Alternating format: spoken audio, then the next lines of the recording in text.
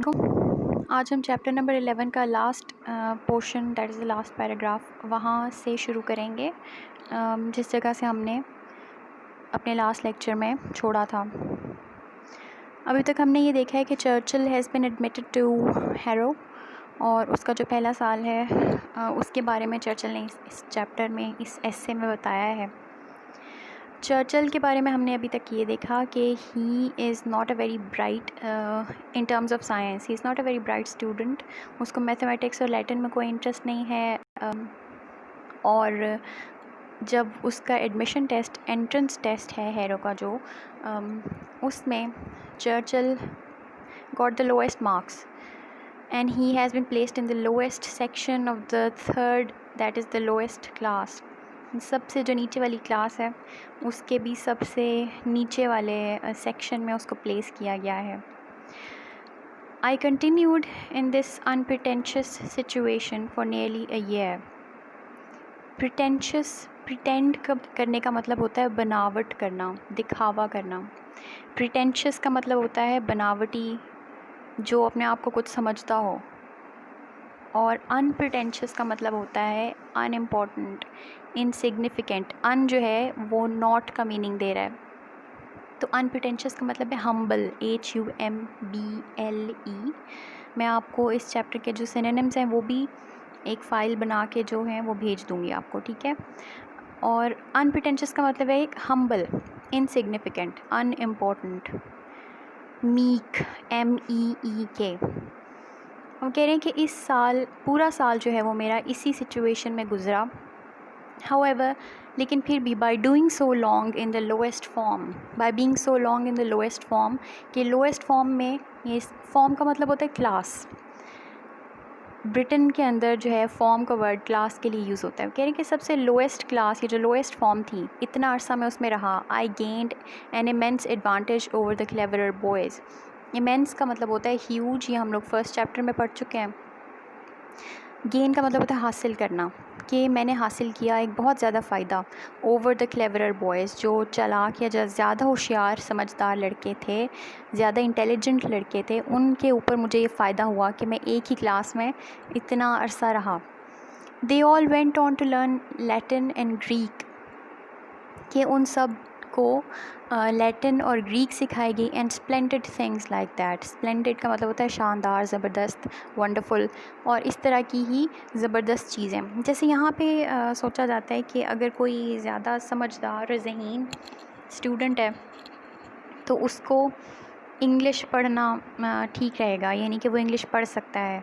और अगर कोई इतना समझदार या इतना शार्प या इतना ब्रिलियंट स्टूडेंट नहीं है, थोड़ा वीक है इन टर्म्स ऑफ स्टडीज़, तो उसको कहा जाता है कि उसको उर्दू मीडियम में पढ़ाएं। वैसा ही हिसाब वहाँ पे भी है।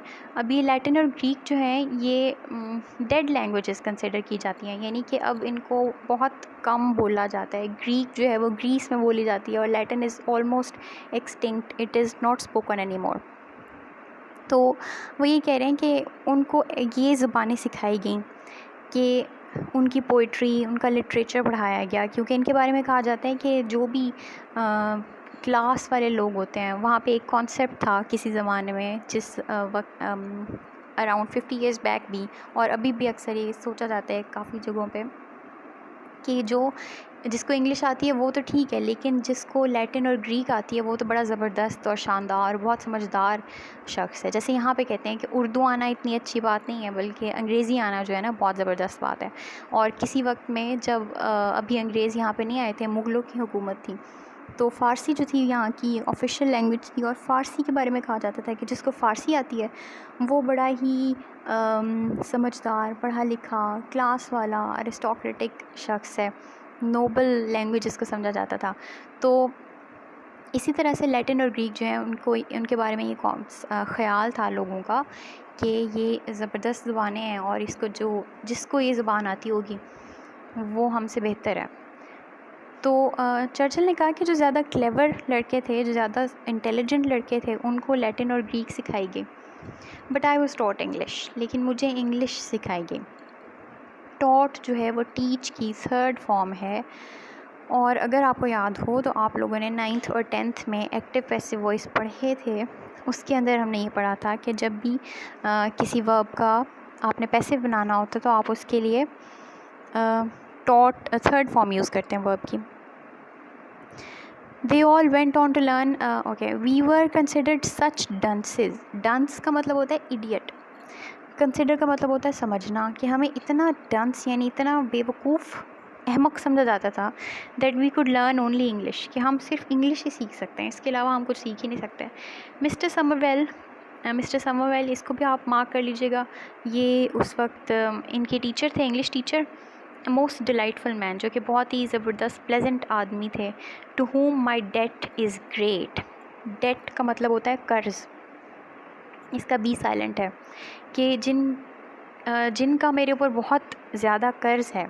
Was charged with the duty of teaching the stupidest boys the most disregarded thing, namely to write mere English, कि उनको ये चार्ज या ड्यूटी दी गई कि वो पढ़ाएं, of teaching the stupidest boys. Stupidest का मतलब होता है सबसे बेवकूफ़ अहमक तरीन लड़के जो हैं उनको मोस्ट डिसरिगार्डेड थिंग। डिसरिगार्ड का मतलब होता है कि किसी को कुछ ना समझना, उसको कोई रिगार्ड ना देना, अहमियत ना देना, कि सबसे ज़्यादा गैर अहम चीज़ जो है वो सिखाने की उनको ड्यूटी मिली, नेमली जो कि थी to write mere English. Mere का मतलब होता है ओनली, सिर्फ, और वो क्या थी कि सिर्फ इंग्लिश वो पढ़ सकें। He knew how to do it, लेकिन सबसे अच्छी बात उनकी ये थी कि उनको ये काम करना आता था कि क्या कैसे सिखाना है। He taught it as no one else has ever taught it, उन्होंने हमें ऐसे सिखाई ये लैंग्वेज जैसे आज तक किसी ने हमें नहीं सिखाई। Not only did we learn English parsing thoroughly, पहले तो आप पार्सिंग का मतलब देख लें कि पार्सिंग का क्या मतलब होता है। पार्स का मतलब होता है पार्ट्स, ये पार्ट्स से निकला ये वर्ड, और इसका मतलब होता है हिस्से बनाना किसी चीज़ के। लेकिन यहाँ पर जो टेक्निकल टर्म है इसका मतलब है कि आप कोई भी सेंटेंस लें और उस सेंटेंस के अंदर आप मार्क करें कि इसमें नाउन कहाँ है, नाउन या सब्जेक्ट कौन सा है, वर्ब कौन सा है, ऑब्जेक्ट कौन सा है, नाउन कौन सा है, प्रोनाउन कौन सा है, और इसके अंदर एडजेक्टिव, एडवर्ब, प्रेपोजिशन, ये सारी चीज़ें कौन सी हैं। इसको कहते हैं पार्सिंग करना, यानी सेंटेंस के हिस्से जो पार्ट्स ऑफ स्पीच है ना उसमें डिवाइड करना, कैटेगरीज फाउंड आउट करना। थरली का मतलब होता है कम्प्लीटली। ये इसके स्पेलिंग ज़रा ध्यान से देखिएगा। एक वर्ड होता है थ्रू, THROUGH, थ्रू, उसका मतलब होता है के ज़रिए, के बीच में से, और ये है थरली, थरो, LY अगर आप हटाएं तो उसको थरो पढ़ते हैं, जिसका मतलब होता है कंप्लीट। थरली का मतलब होता है कम्प्लीटली, कि ना सिर्फ ये कि हमने इंग्लिश पार्सिंग सीखी बहुत मुकम्मल और अच्छे तरीके से, but we also practised continuously. Practice का मतलब होता है मश्क करना, और कंटिन्यूसली का मतलब होता है मुसलसल। इंग्लिश एनालिसिस, बल्कि हमने इंग्लिश का एनालिसिस, सेंटेंस का एनालिसिस करना भी सीखा। एनालिसिस का भी ये मतलब है कि आप उसके अंदर क्लॉजेज़, फ्रेजेज़ जो हैं वो अलग करें और ये देखें कि सेंटेंस की कौन सी टाइप्स हैं। Mister Somervell had a system of his own. इस चैप्टर के अंदर आपने दो लोगों के नाम याद रखने हैं, एक तो चर्चिल का, तो आपको पता होगा कि चर्चिल इज़ द ऑथर। फिर आपने मिस्टर वेल्डन का नाम याद रखना है, ही वॉज द प्रिंसिपल। फिर आपने मिस्टर समरवेल का नाम याद रखना है, who was their English teacher. Spelling भी याद करना है। Mister Somervell had a system of his own, यानी उनका एक अपना तरीका था पढ़ाने का। He took a fairly long sentence, वो एक फेयरली का मतलब होता है काफ़ी, कि वो काफ़ी सारा लंबा जुमला एक लेते थे, एंड ब्रोक इट अप, और उसको तोड़ते थे इनटू इट्स कंपोनेंट्स। कंपोनेंट्स का मतलब होता है हिस्से, यानी कि उसके जो हिस्से हैं उसके अंदर तोड़ते थे। बाय मीन्स ऑफ, तोड़ने का मतलब ये नहीं कि उसके ऊपर कोई चीज़ मार के तोड़ते थे, मतलब ये कि वो सेंटेंस जो है उसको आइडेंटिफाई करते थे कि उसके अंदर क्या क्या कुछ है, नाउन है, एडजेक्टिव है, सब्जेक्ट है, वर्ब है, ऑब्जेक्ट है। तो वो ये कह रहे हैं कि उसको वो ब्रेक डाउन करते थे। ब्रेक डाउन मतलब उसके हिस्सों में उसको बांट देना। Bye means of black, red, blue and green inks. Means का मतलब होता है ज़रिया, ये सिंगुलर भी मीन्स होता है, प्लूरल भी मीन्स होता है, ये बात आपने याद रखनी है कि सिंगुलर में भी एस आता है, प्लूरल में भी एस आता है। बाय मीन्स ऑफ, किसके ज़रिए, black, red, blue and green inks. यानी कि वो क्या करते थे कि उन्होंने चॉक्स रखे हुए थे या बोर्ड मार्कर जो भी थे उन्होंने रखे हुए थे डिफरेंट कलर के, और वो सब्जेक्ट को अलग इंक से लिखते थे, वर्ब को अलग कलर से लिखते थे, ऑब्जेक्ट को अलग कलर से लिखते थे, प्रेपोजिशन को अलग कलर से लिखते थे। फिर वो सेंटेंस एनालिसिस जो करते थे, यानी हर चीज़ के लिए उन्होंने एक अलग तरह की इंक कलर रखा हुआ था। और जिस दिन जो चीज़ वो पढ़े होते थे, फॉर एग्ज़ाम्पल अगर वो क्लॉज पढ़े हैं तो वो रिलेटिव क्लॉज को अलग कलर से मार्क करेंगे, कंडीशनल क्लॉज को अलग तरह से मार्क करेंगे, कंजंक्टिव और डिसजंक्टिव क्लॉजेस को अलग कलर से मार्क करेंगे। ये एक बहुत ही अच्छा तरीका होता है। Each had its colour and it's bracket, कि हर हिस्से का या हर हिस्से का अपना रंग होता था, हर पार्ट का सेंटेंस में अपना रंग और अपनी ब्रैकेट होती थी। यानी आपको पता है कि 3 तरह की ब्रैकेट्स होती हैं, एक स्मॉल, फिर एक वो जो कर्ली सी ब्रैकेट होती है जिसके जो कीड़ों जैसी स्पाइडर जैसी होती है, जो स्पाइडरी, ऐसे लग रहा होता है मकोड़ा चल रहा है। क्योंकि मैंने मैथमेटिक्स में मैं बहुत ही एबिस्मल मेरा हाल है, तो मैथमेटिक्स मुझे बिल्कुल नहीं आती। आप लोग मैथमेटिक्स शायद पढ़ रहे हैं तो आपको पता है कि उस ब्रैकेट को क्या कहते हैं। और एक स्क्वायर ब्रैकेट होती है, मुझे उसका भी नाम याद नहीं है, बस मुझे ये याद है कि उसको स्क्वायर ब्रैकेट कहते हैं। तो 3 तरह की ब्रैकेट्स होती हैं। वो क्या करते थे कि हर पार्ट को अपनी तरह की ब्रैकेट में वो डालते थे। It was a kind of drill. आपको याद होगा कि हमने 4th चैप्टर के अंदर एक वर्ड पढ़ा था, उसका मतलब था ड्रिल।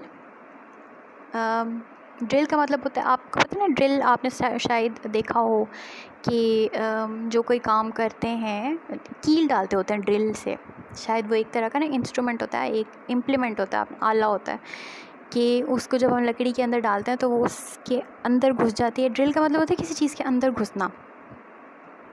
आपने 4th चैप्टर के अंदर पढ़ा था, एक वर्ड था जिसका मतलब था ग्राइंड, GRIND।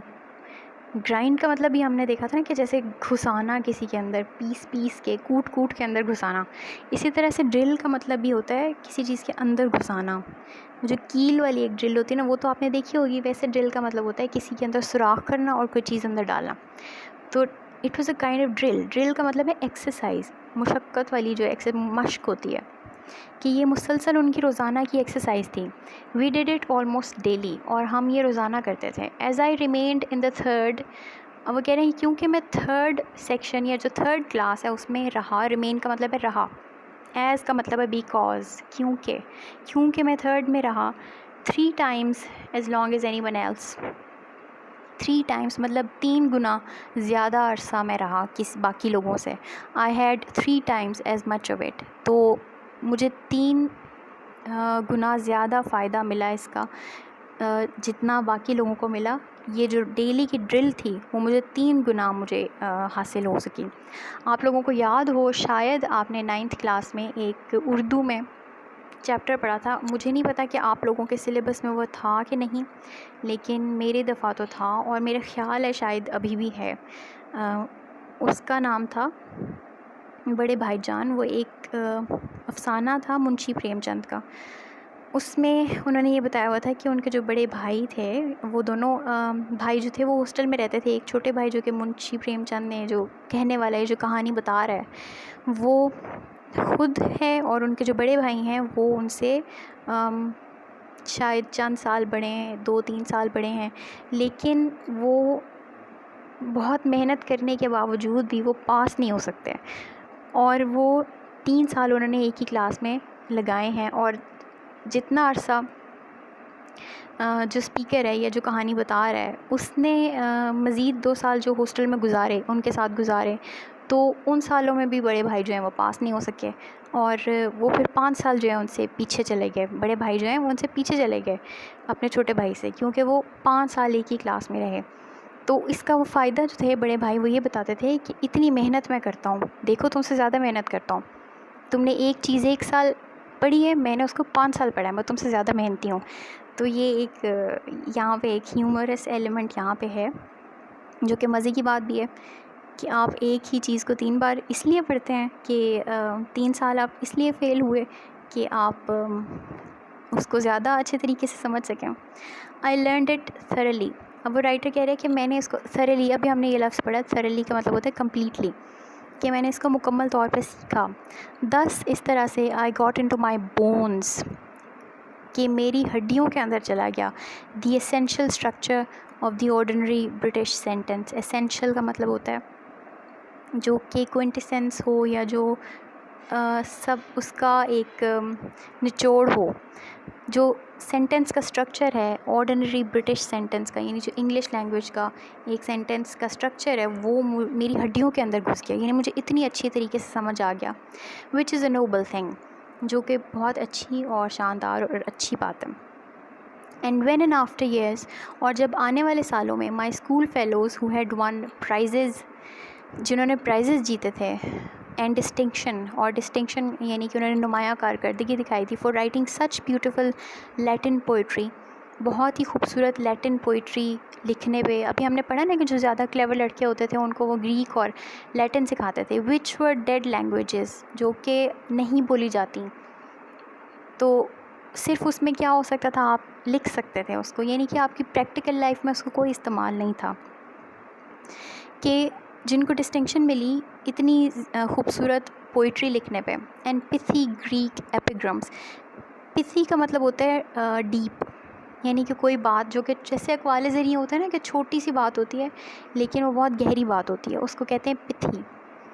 ग्रीक का मतलब होता है यूनानी, यानी जो ग्रीक लैंग्वेज है, यूनानी ज़ुबान है। एपिग्राम, एपिग्राम का भी मतलब होता है कहावत, यानी कि उन्होंने जो बड़ी ज़बरदस्त किस्म की वन सेंटेंस वन लाइनर्स लिखे थे ग्रीक लैंग्वेज के अंदर। Had to come down again, कि वो उन स्टूडेंट्स को क्या करना पड़ा। हैव टू का मतलब होता है जब कोई काम करना पड़ जाए, ज़बरदस्ती करना पड़े।